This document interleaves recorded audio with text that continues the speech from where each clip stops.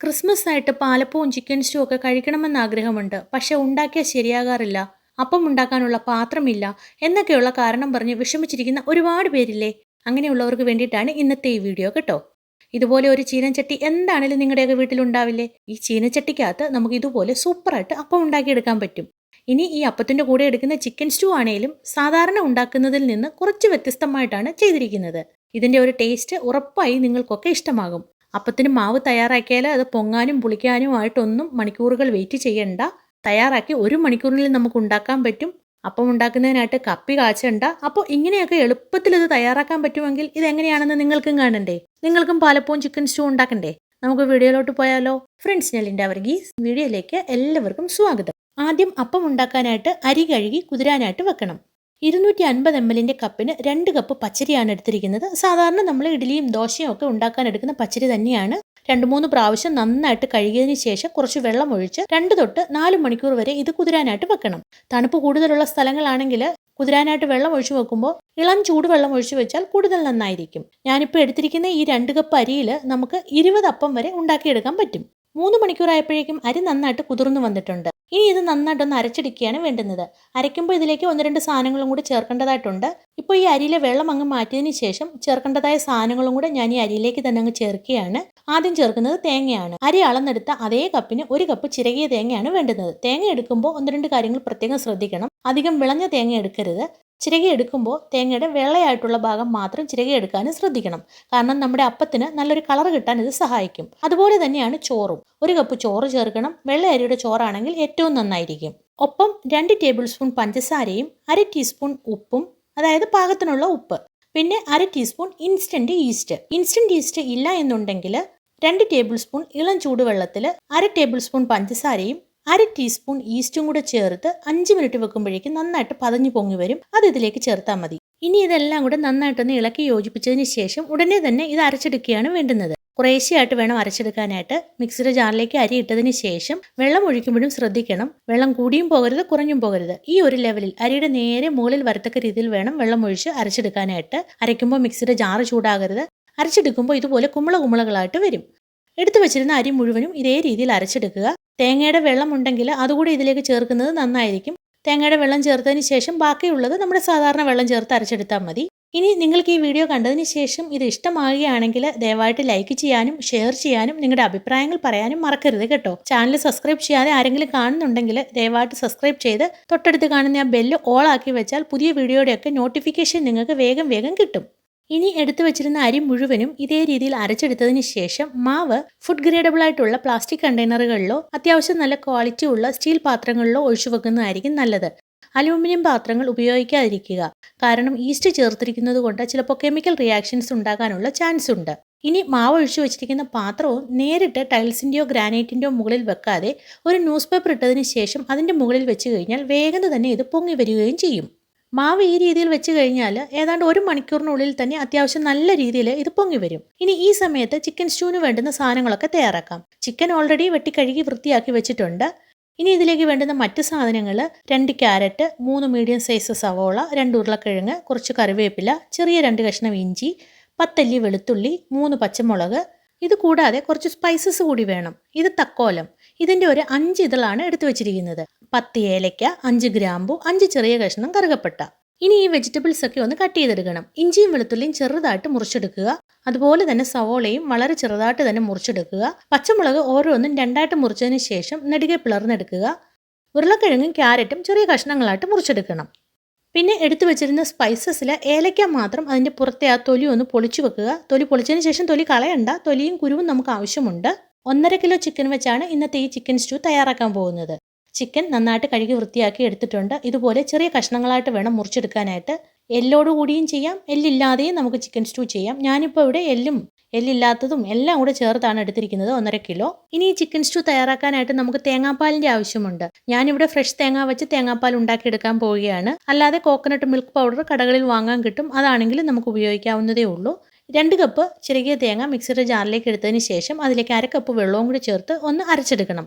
ഒത്തിരി ഫൈൻ പേസ്റ്റായിട്ടൊന്നും അരയ്ക്കണ്ട. ഒരു 30 സെക്കൻഡ് ഒന്ന് കറക്കി എടുത്താൽ മതി. എന്നിട്ട് ഇതിനി വെള്ളമൊന്നും ചേർക്കാതെ ഇതിങ്ങനെ തന്നെ നന്നായിട്ട് പിഴിഞ്ഞെടുത്ത് മാറ്റണം. കൈകൊണ്ടോ അരിപ്പയ്ക്കകത്തോ നല്ല വൃത്തിയുള്ള തുണിക്കകത്തിട്ട് പിഴിഞ്ഞെടുക്കുകയോ എന്ത് വേണേലും നിങ്ങൾക്ക് ചെയ്യാം. നിങ്ങളുടെ ഇഷ്ടാനുസരണം ചെയ്യുക. ഏതായാലും ഇതിൽ വെള്ളം ഇനി ചേർക്കരുത്. ഈ നീര് നമ്മൾ നന്നായിട്ട് പിഴിഞ്ഞെടുത്ത് മാറ്റി വെക്കുന്ന ഇതാണ് നമ്മുടെ ഒന്നാം പാല്.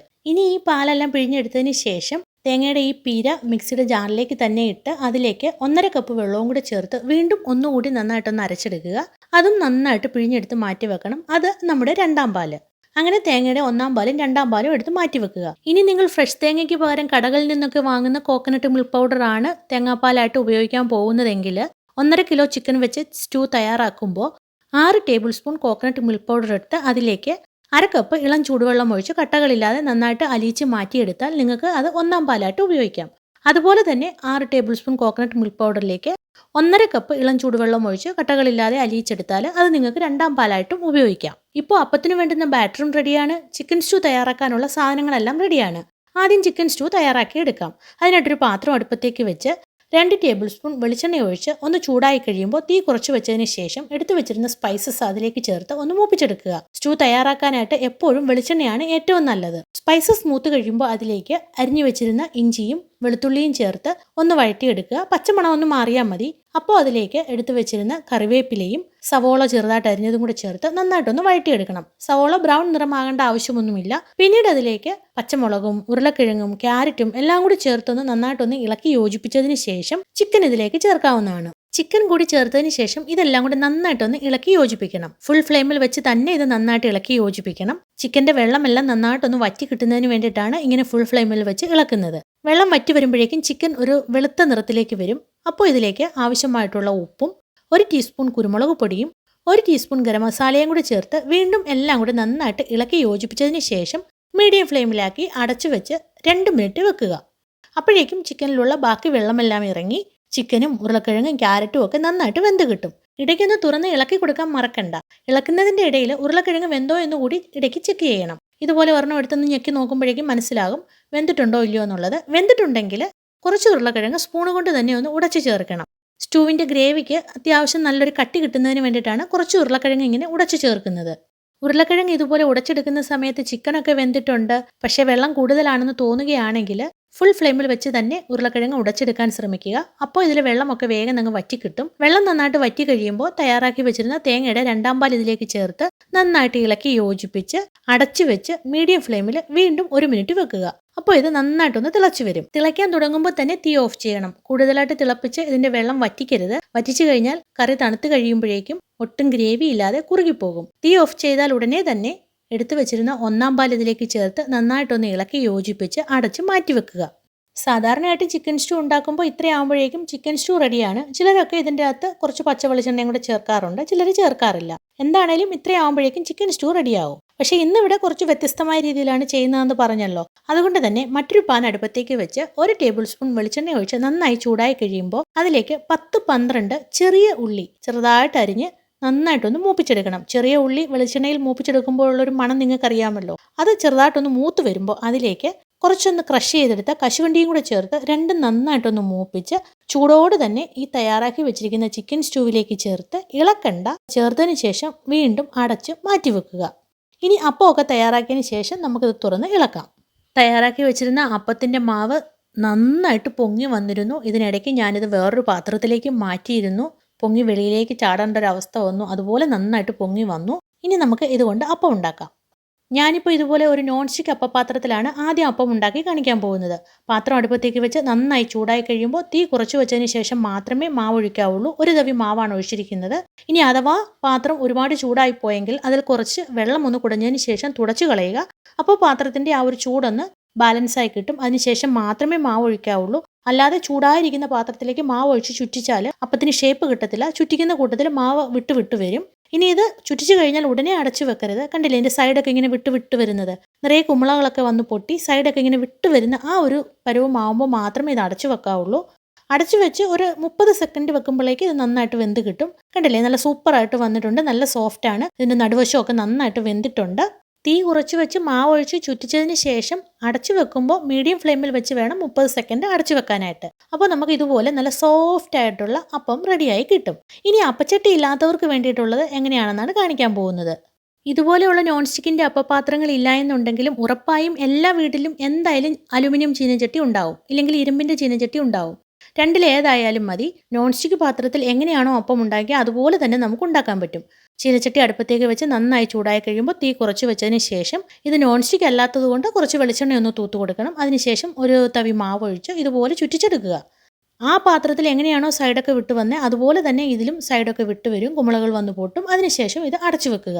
പാത്രം ഒരുപാട് ചൂടായിട്ടിരിക്കുമ്പോൾ എണ്ണ തൂത്ത് മാവ് ഒഴിക്കരുത്, ഷേപ്പ് കിട്ടത്തില്ല, മാവ് വിട്ട് വരും. കണ്ടില്ലേ, നല്ല സൂപ്പറായിട്ട് തന്നെ വന്നില്ലേ?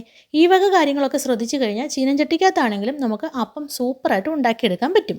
അപ്പം മുഴുവനും ഉണ്ടാക്കിയതിന് ശേഷം ചിക്കൻ സ്റ്റൂവിൻ്റെ പാത്രം തുറന്ന് അതുകൂടി നന്നായിട്ടൊന്ന് ഇളക്കി യോജിപ്പിക്കുക. 2 കപ്പ് അരിയുടെ അപ്പം ഉണ്ടാക്കിയപ്പോൾ ഏതാണ്ട് 20 അപ്പത്തോളം കിട്ടി. 1.5 കിലോ ചിക്കൻ വെച്ച് സ്റ്റൂ തയ്യാറാക്കി ഏതാണ്ട് 10-12 പേർക്ക് നല്ല രീതിയിൽ കഴിക്കാനുള്ള സ്റ്റൂ ഉണ്ടാവും. ഇപ്പോൾ നിങ്ങൾക്ക് മനസ്സിലായില്ലേ, വളരെ ഈസി ആയിട്ട് അപ്പപാത്രം ഇല്ലെങ്കിലും നമുക്ക് വീട്ടിൽ അപ്പം ഉണ്ടാക്കിയെടുക്കാൻ പറ്റുമെന്നുള്ളത്. ഉറപ്പായും ഈ ക്രിസ്മസിന് നിങ്ങളൊക്കെ വീട്ടിൽ പാലപ്പവും സ്റ്റൂവും തയ്യാറാക്കണം. ഈ രീതിയിൽ തന്നെ നിങ്ങൾക്ക് വെജിറ്റബിൾ സ്റ്റൂവും തയ്യാറാക്കാൻ പറ്റും, ചിക്കൻ ചേർക്കുന്നില്ല എന്നുള്ളത് മാത്രമേ ഉള്ളൂ.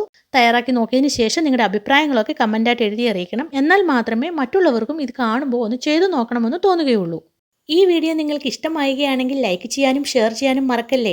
എല്ലാവർക്കും നല്ലൊരു ക്രിസ്മസ് ദിനം ആശംസിക്കുന്നു. മറ്റൊരു നല്ല റെസിപ്പിയുമായിട്ട് നമുക്ക് വേഗം കാണാമെന്ന പ്രതീക്ഷയോടെ സൈനിങ് ഓഫ്, ലിൻഡ വർഗീസ്.